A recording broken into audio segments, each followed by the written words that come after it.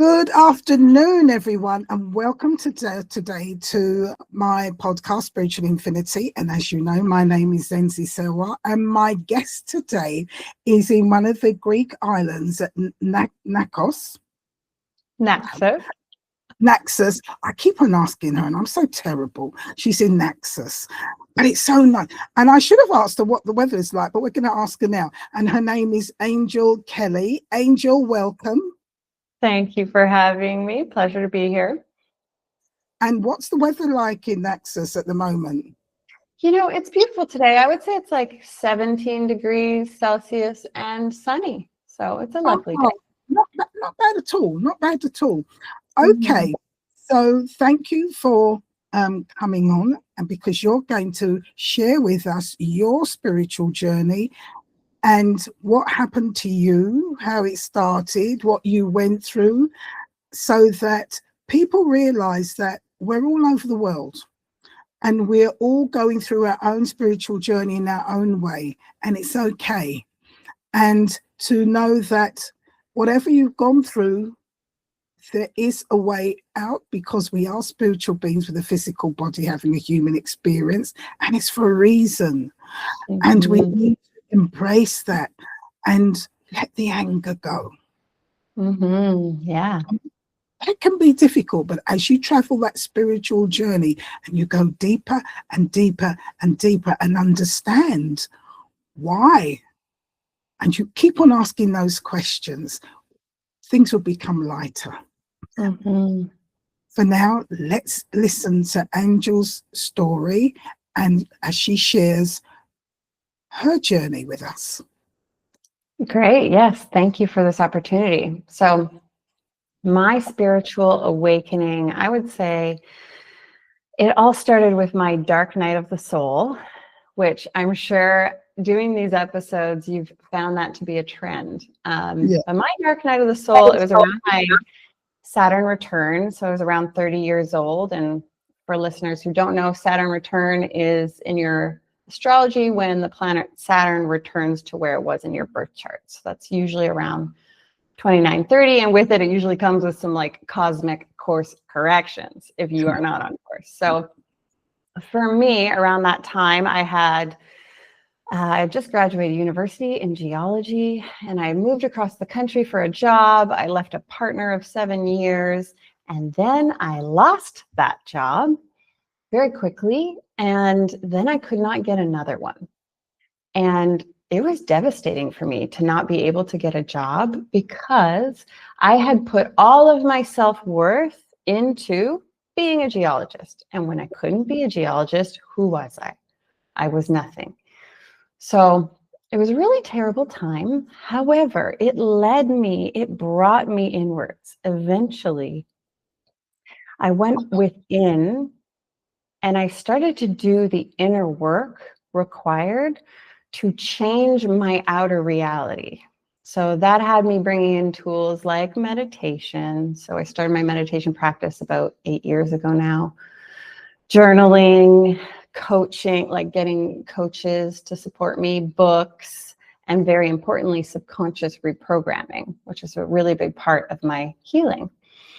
So as I did all this inner work, Zenzi, I started to see that as I changed my inner environment, my outer environment started to change.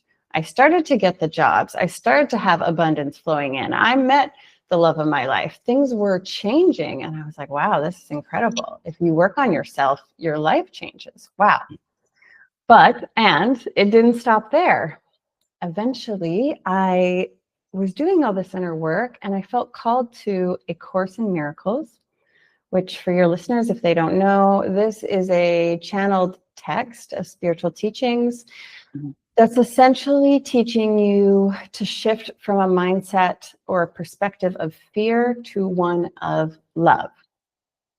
And as I started learning and studying A Course in Miracles, something unlocked.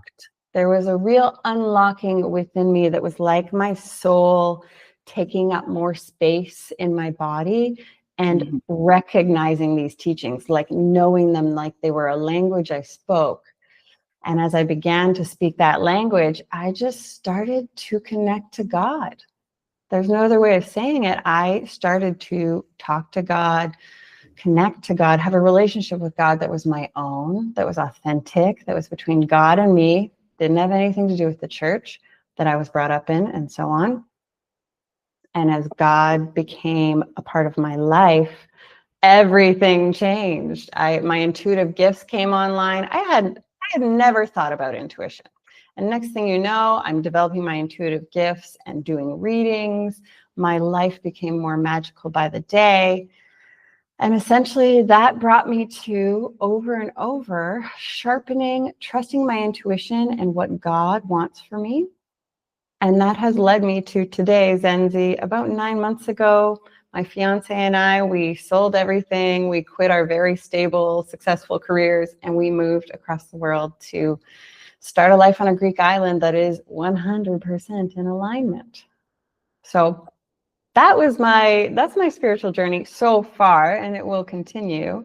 And now I help people to do the same. So through readings, through my podcast, Spirit Club, through workshops and so on, I'm helping folks do the inner work they need to do to live this big life that they dream of. Okay, so we've heard that this started, you started in your late 30s and your Saturn return and this. But let's go back before then. What was your life as you growing up with your family? Mm-hmm. How were things there? Because up to 13, whatever went on in your childhood and with your family and through that guided you to be the person you were up to 30.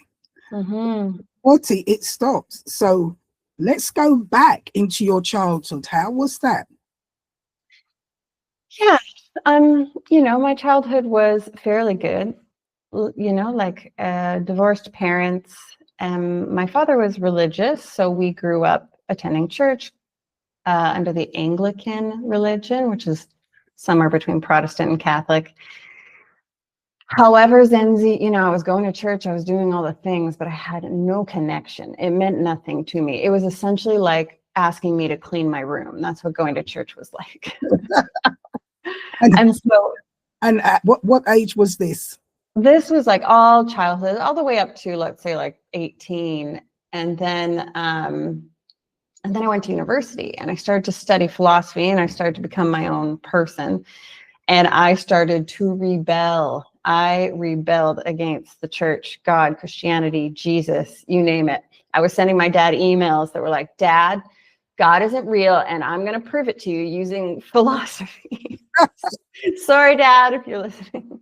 So I really went through this like rebellion period where I really just shut the door on religion. And unfortunately, shutting the door on religion also shut the door on my connection to the divine in any way, because I didn't know any other way to connect, So you going to church, it didn't resonate with you in any shape or form. And you then started to look elsewhere. So obviously there was something within you, because you didn't just shut the door on religion and turn your back. There was something in you that wanted to seek a deeper connection. Mm-hmm. You started to pick up books. So obviously you weren't shut off from wanting a spiritual life. It's just that the path that there wasn't feeding you. So there was something inside of you all along that wasn't being fed, and that was niggling away and irritating you. Mm-hmm. You said that so beautifully. Thank you. I hadn't really seen it until you said it, but yeah. And then that led to me, in my entire 20s, kind of searching for, okay, so what could resonate? And I don't know if you remember, gosh, this is probably like 30 years ago now, when The Secret came out. Yes. Law of attraction, the universe started to be mainstream. And I was like, I can get on board with this. This resonates. I can get behind this. And so then, my version of spirituality in my 20s was really just like the universe, trusting that things were going to work out for me, following my heart, which was, a good starting place. Yeah.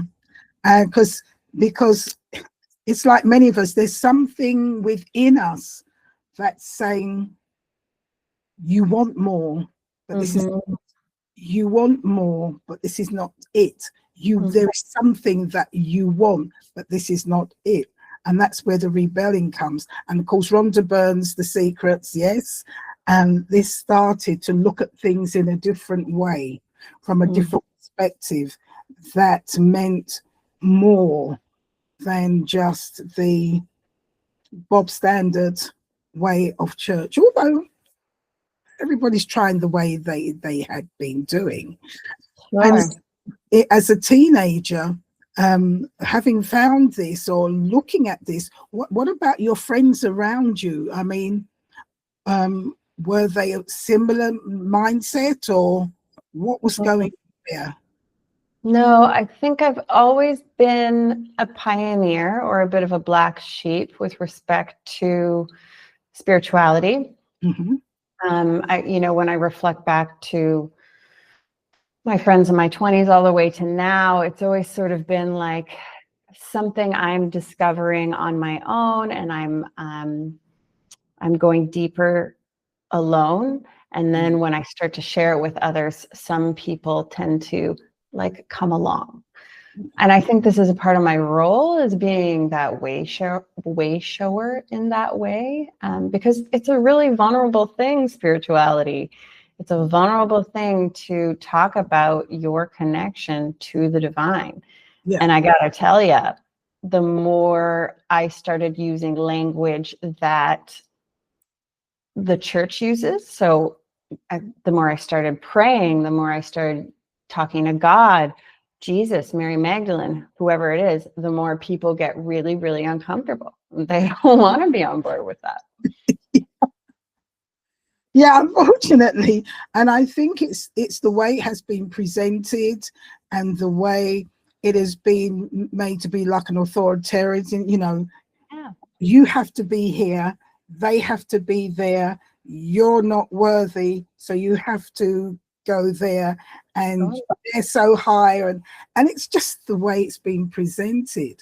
Now, in your 20s, when you started to rebel and you started to read and you started to do, what were the things that were standing out for you? What were the things that were making you feel, this, I'm on the right road, let me keep going? Because I'm sure little things started to happen for them that pricked you, that said, oh, and then trying it and seeing results. Yeah.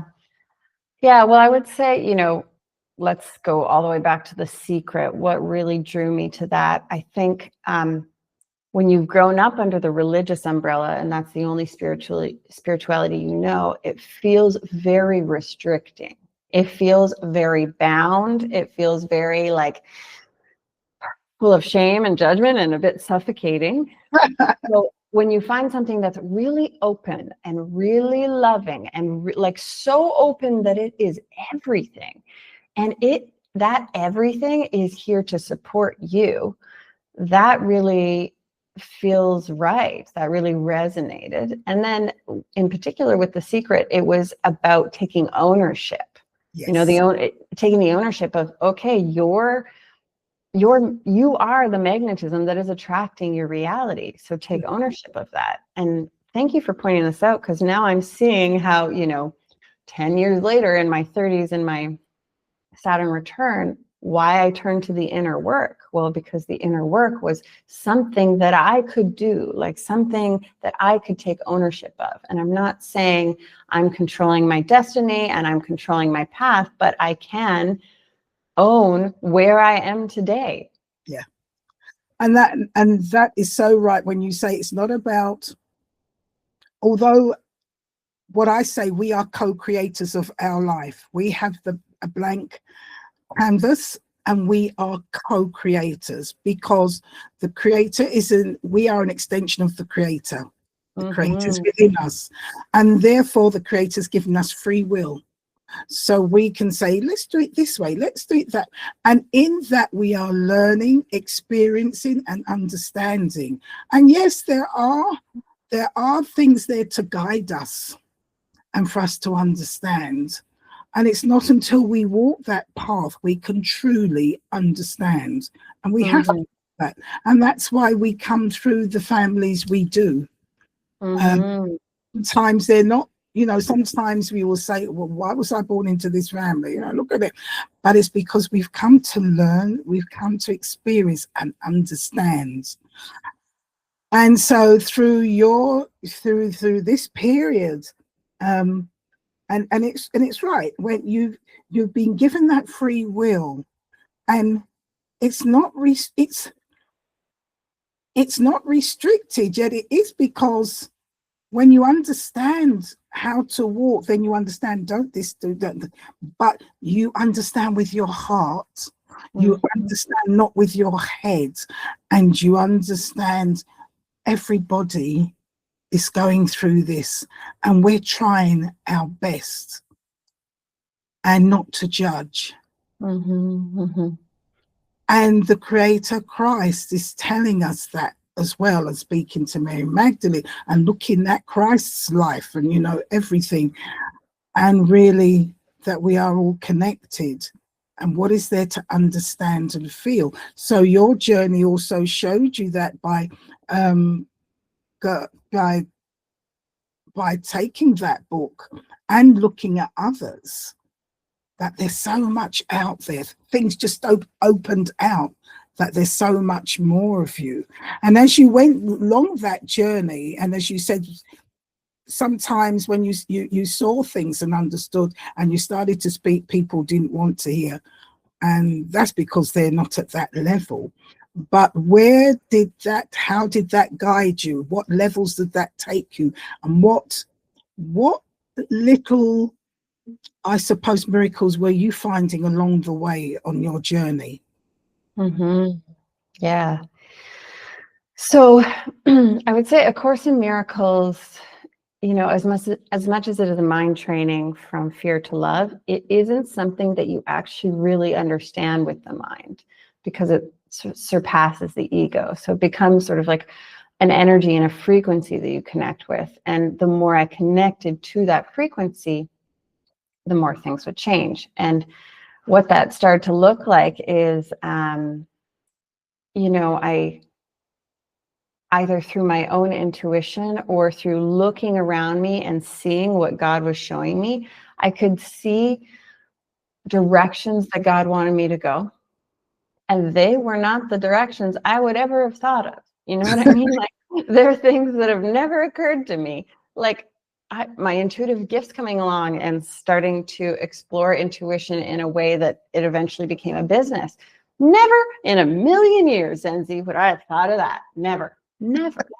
But I just opened and listened, and then I obeyed, so to speak. Like I did what it took, because when I saw where God wanted me to go and I didn't go that way, the direction I was trying to go would become much harder, would become full of resistance. It didn't have the same flow. So I started to surrender. This path over. And every time something totally magical would open up on my path that, like I said, I would never have thought of. I would never have thought of living on a Greek island. Are you crazy? That would never have occurred to me in a million years. But the more I do it, now that I've done it enough times where I listen, I watch, I feel intuitively, the more I do that, I know it works out every time, and more than works out. Yeah. So I just hand it over. I just go, okay, God, like, you're saying we're co-creating, and I totally agree, we're co-creating, but I've almost reached this point, Zenzi, where I'm like, it's more like God's creating and I'm following. Because when I was younger, I was like trying to control it a little more, trying to make it what I wanted it to look like. And now that I've surrendered so many times, God's like, okay, I'm just going to speak directly to you, and I'm going to tell you where you need to go. And so I go. Yeah, because it is a case, as you said, God is pushing us there. But we're his children, we're his tentacles, and we're saying, well, I'm here now. This is what what's going on here. I say, well, what do you want to do? Yeah. And I do feel that before we come, we kind of know what we're coming to learn, to experience, to do. So when we come to this earth plane, I think we go through a veil of amnesia. So it's like, right, here Yeah. am I. And so you start. Mm-hmm. And this is a journey, because at the end, it is a time we look back and feel, and I know I'll go, wow, because even my journey I'm going through now, and Angel, tell me if you keep on saying this, but I want you to just express that again. You kind of surrender, which you do, actually. We do. You realize, as you said, you realize that when you hear that voice and when you connect, and it's safe, and you do feel safe, because you know that greater being is all and everything, it's limitless. And when you surrender to that, you know wherever you go is going to be the right way. Doesn't mean you don't have challenges, because I'm sure you do have challenges, and some big ones, not just small ones, big ones. That's part of the journey. That's part of I mean, I think it's really important to highlight what you're saying, and that is because I think a lot of folks think, okay, if I'm on path, if I'm on the aligned path, it will be easy. And I would say, no. There are two kinds of hard, okay? There's the hard that makes you grow, the hard that expands you, the hard that helps you evolve. And then there's the hard that's like resistance, forcing. Yeah, okay. We don't want that hard. That's not the hard we're going for. But 100%, if you are following an aligned path, you will meet the hard that has you push beyond your comfort zone, of course. Yeah. And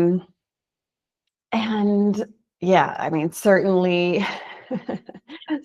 we were met with many surprises and challenges as we came over here, but we pivot with them, we respond to them rather than forcing through them, because we know that we are guided. And like it doesn't mean it's not scary. You know, you were saying when God's showing you where to go, you know, you feel safe. And yes, because you feel the love of God.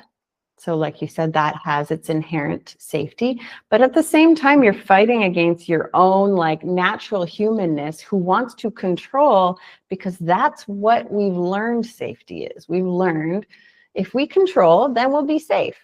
And so giving that up, giving that amount of control up is scary. Yes, 100%. I will say it. It is. Not knowing, I know. scary. As you say, leaving where you were in America and coming over to this Greek island, it's had its challenges. And yes, you're right. And I said safe in safe, as you quite pointed out, that you have the love of God and you know you're going the right way. But it doesn't mean there's got to be challenges there for you now to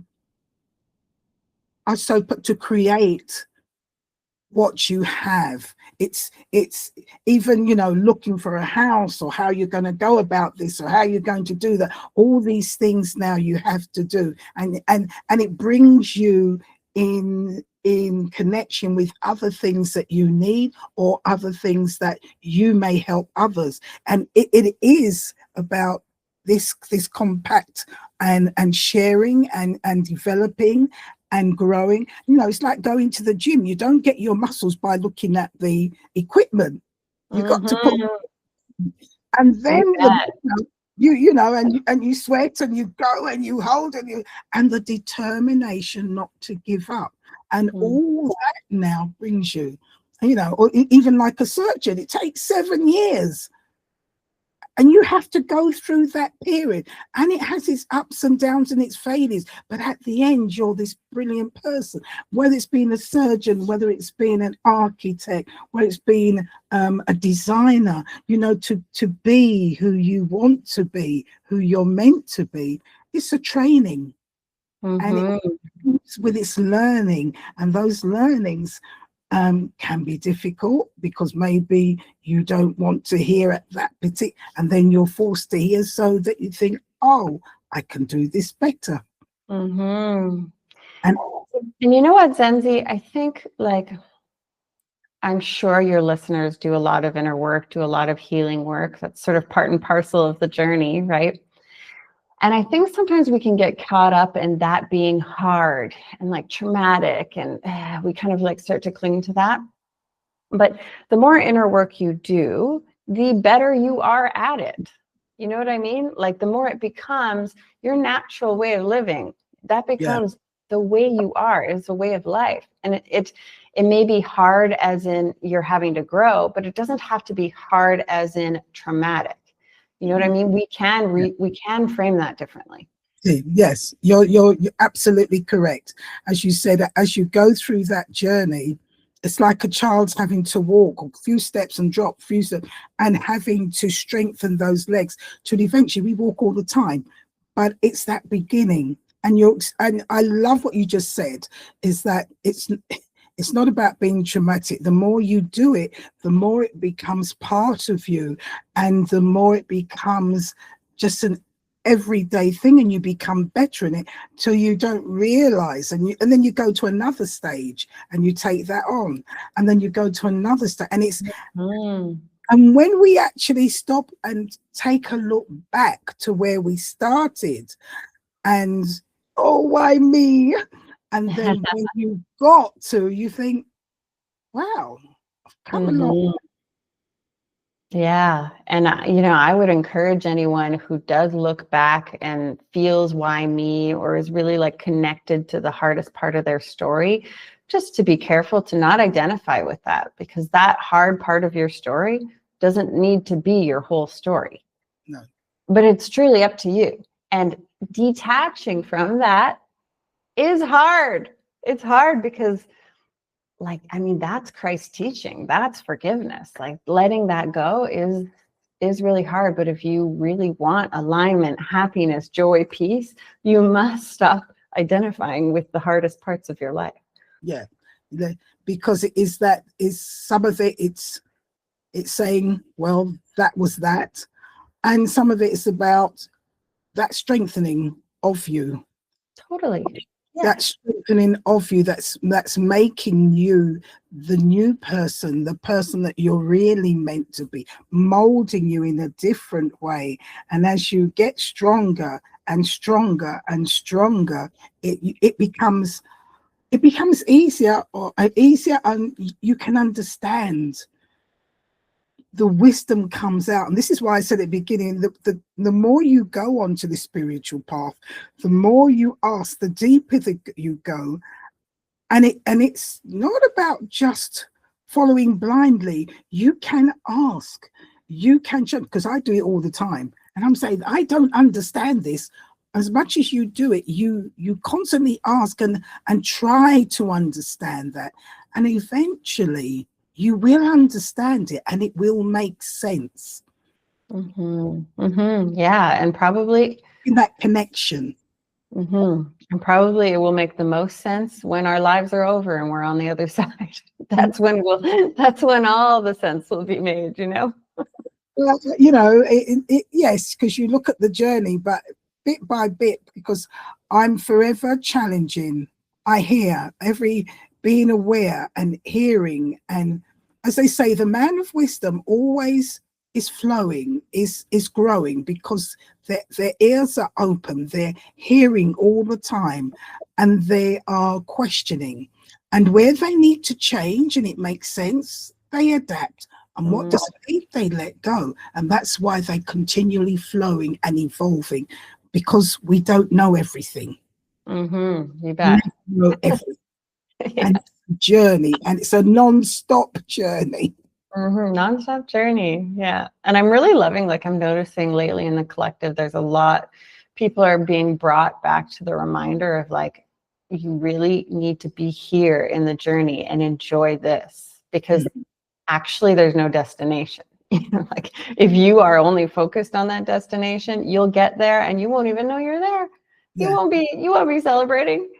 yeah, And so I'm really loving that. I'm noticing like collectively there's this like kind of bringing back to, okay, let's be happy right where I am right now on this journey. yeah. And that's another thing, as you say, it's to be happy right here, right now, and to realize what is it I'm learning? What is it I'm doing? How is it developing me? How you're relating to people around you as well. Because this life you're living is not just to be in isolation, but it's how you're relating to those around you. Angel, you've moved from America to the Greek islands. How are you, and how have you been relating to the people around you, the things that are going on around you? How has that been? Because since I've been speaking, you've been beaming all the time, so I know it's as you said, there have been big challenges, but oh, the people are so beautiful. So first of all, I moved from Canada, not a huge difference, but Canada to Greece, and the Greeks they're incredibly generous. So they've really taught me they've taught me a new energy around giving and receiving that I didn't understand as much in Canada. So as a Canadian, I was like, okay, it was very like reciprocal and transactional, everything's fair. And I don't know if that's a Canadian identity or what, but that was my identity, what I came here with. And so we arrived here and the generosity is over the top. They're so supportive, so helpful, so like the hospitality is incredible. They're giving. And my partner and I are immediately like uncomfortable receiving that much without giving back because we're used to like a very clear give and receive. And so I've had to really learn to receive better, to be a better receiver, to not block my blessings. Because it's offensive, first of all, to them if I do that. And second of all, I think for me to turn around and say, okay, now what can I do for you? Doesn't feel real and authentic to them. And I understand that now. I'm like, yeah, I guess it wouldn't, because it's really just me returning a favor. So now I've got like a much more holistic feeling around giving and receiving that the Greeks have really taught me. And that is really just like filling myself to the point where my cup runneth over, and whoever needs what's running out of my cup will receive that naturally. But I don't need to go out and like, oh, you picked up this package for me, let me pick up a package for you. You know what I mean? It doesn't have to be that way. So that's one huge thing that interacting with the Greeks has taught me. And there are many others, but I can leave you with that. Well, it's about, again, you've been guided to come to Greece, and this is the lesson you've had to learn.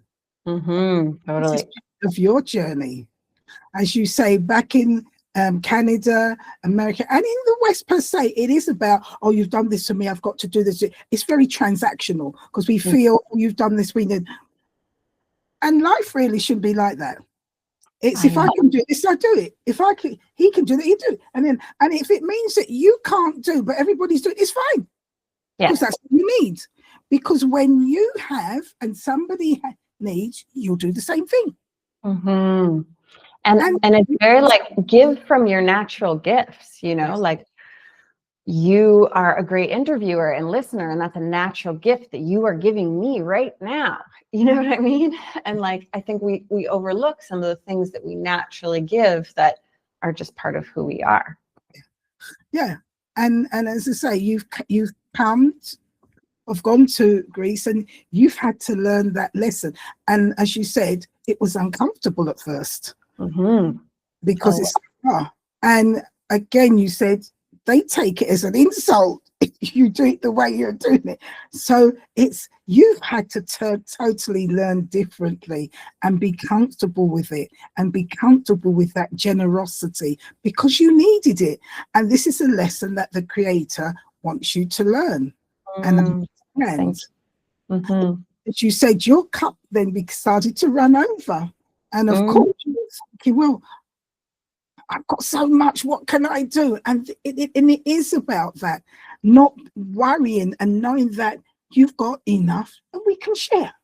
And I gotta tell you, Zenzi, like coming from Canada, part of the reason we wanted to move was because we were so burnt out, like so flat out in our careers, just empty. So to get to a place where our cup runneth over is such a beautiful thing. Like, oh my gosh, I never thought this day would come. Thank you, Greece. And I will add to that, the other big thing we were looking for was slowing down. Like the pace in North America, in Western, is very, it's really intense. And so we were like, okay, Greek island life, slow down. We're going to slow down. And I'm telling you, Zenzi, we thought we understood what slowing down was. We did not understand. We got here, and it probably took about at least 3 months for us to understand what slowing down really meant. And it meant no timeline ever is going to go according to what we think. Never, ever. Let go of all timelines. It meant, you run into people and you have really long conversations about nothing, and that's okay. And like in our former life, we didn't have time for a long conversation about nothing. There's no time for that. But now, you actually connect with people if you talk about just like daily life, just like the mediocre things of life actually create real connections pretty quickly. So Greece has slowed us down incredibly, and yet another gift that allowed us to have full cups that can run over. All right, so Angel, so nice. I think I'll have to come and visit you in Greece. Yep, come see me in Naxos. So now that you're there, what are you doing? What are you doing with yourself? What do you do as a career? Have you written any books? Tell us, with us. Yeah. What brought you up to today? So over when I was in Canada, I had a full-time job, but I was also running a spiritual business on the side of doing intuitive readings. And when I came over to Greece, I continued to run my spiritual business of readings and my podcast, Spirit Club. But everything started to grow to be like my clients wanted longer term relationships. So I started long-term mentorship. So I've been doing those 12 weeks at a time with clients. And that's essentially where we do the inner work together to create your reality.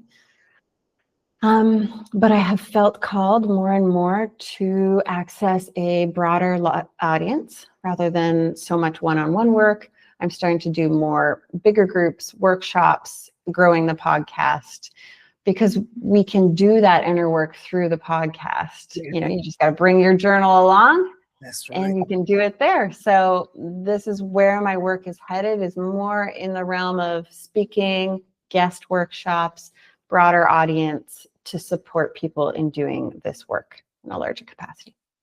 Right. When you say you use your podcast, and we're living in an age of technology, so things have become so much easier in so many ways. We don't have to be in a hall, we don't have to be in a hotel room or big venue.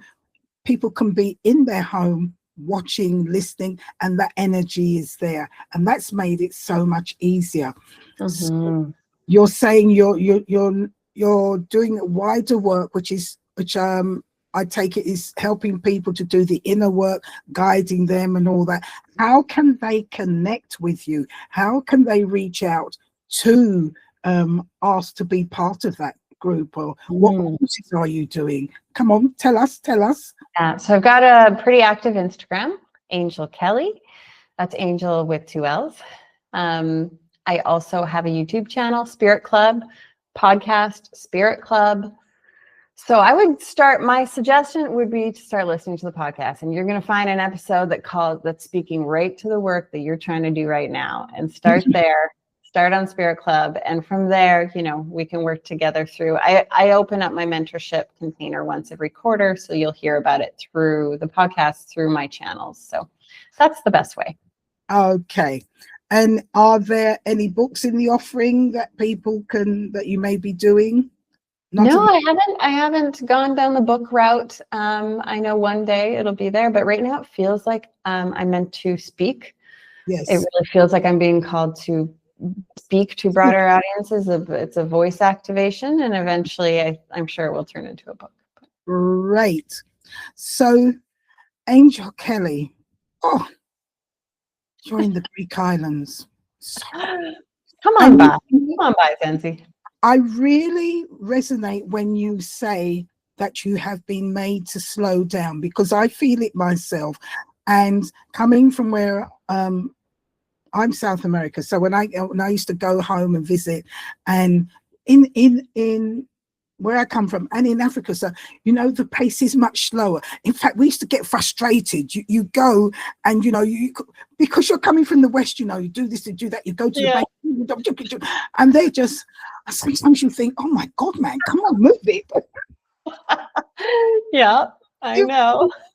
And I think you find this in hotter climates, people are slower. They have time. It is different. And I find that even when I'm traveling to Asia and so, it is different. People's attitudes are different. And we in the West really need to take stock of that, because everything is like... I mean, I would say women especially are really feeling that call to slow down. I see it in almost every client I work with. She's feeling a call to slow down. She's so overwhelmed. And you know what? The system is designed that way, Zenzi. Yeah. Because if we can't slow down, guess what else we can't do? We can't listen. No. We can't hear. We can't hear our intuition. We can't hear God speaking to us. We will just be cogs in the wheel because we're too exhausted. And it's designed that way, and it's breaking. And I believe that it starts with women. Thank you. And it is the time for the women to stand up. Actually, that's what Jesus came to bring back the power and show us that the women are important. And it is women. I think that's why Mary Magdalene is really rising in the collective. It is, there's a bit of a broken relationship with Jesus because of religion. It's not what Jesus was trying to say, but religion sort of tainted that. And now Mary Magdalene is rising up, and with that, the feminine, and with that Christ consciousness teaching from a feminine energy. So beautiful, so beautiful. So, Angel, before I say thank you for joining us, can you give us a nugget or two of advice to the listeners along the journey, please? Yeah, I would say, number one, you can live life the way you want to live life. You can, like your heart, whatever your heart is calling for, you can live that way. I know it feels scary. I know it feels like immediate blocks and resistance, but you can do work on those blocks, and you can poke holes in them. And the next thing you know, you can live life the way you want to live life, not the way everyone else is living life. So I just want to offer that to begin with. And secondly, I want to offer just a message around courage. Yes, it will take courage. Yeah. Yes, you will need to be brave, but 100%. And I know that anyone listening knows this to be true. Things that happen on the other side of courage are incredible. So it is worth it. More courage, bigger life every time. Angel, thank you so much, because you've hit a nail on the head. It is about courage, because we see so much, and sometimes we see it and we understand it and know it, but to take those steps, to make that move, that's where the blockage comes. And it is about connecting, about realizing that we can live that life, and we are a connection, not a connection, an extension of the Creator. So we live this, and we need to take that on board and have that courage and know, if we listen, take time to listen, make that move. Thank you so much for your talk today. Thank you so much for sharing your journey, and for all those listening from Canada to the Greek islands. And she had to slow down. Had to slow down and receive. And I just want to say thank you, Zenzi. Thank you for this podcast, this platform, this opportunity. And I just want to point out, what you have such beautiful insights and perception. You're helping me even to see pieces of my story that, maybe I've said my story hundreds of times, that I didn't see. So it's a real gift of yours. Thank you. Oh, thank you for coming and speaking, because it's another thing. Everybody I speak to, I learn. Something opens up and I see, and my spirit just goes, yes. We need to hear that regularly. We need to connect regularly to help me to keep going as well. Right. Yeah. Encouragement. So for everybody, thank you so much for joining us today, wherever you are. Thank you to Angell Kelly for spending this time with us in Greece. It's warm. London is quite mild, but it's warmer there, and it's going to get hotter. So everybody now, bye for now. Thank you so much. Thank you. Bye bye.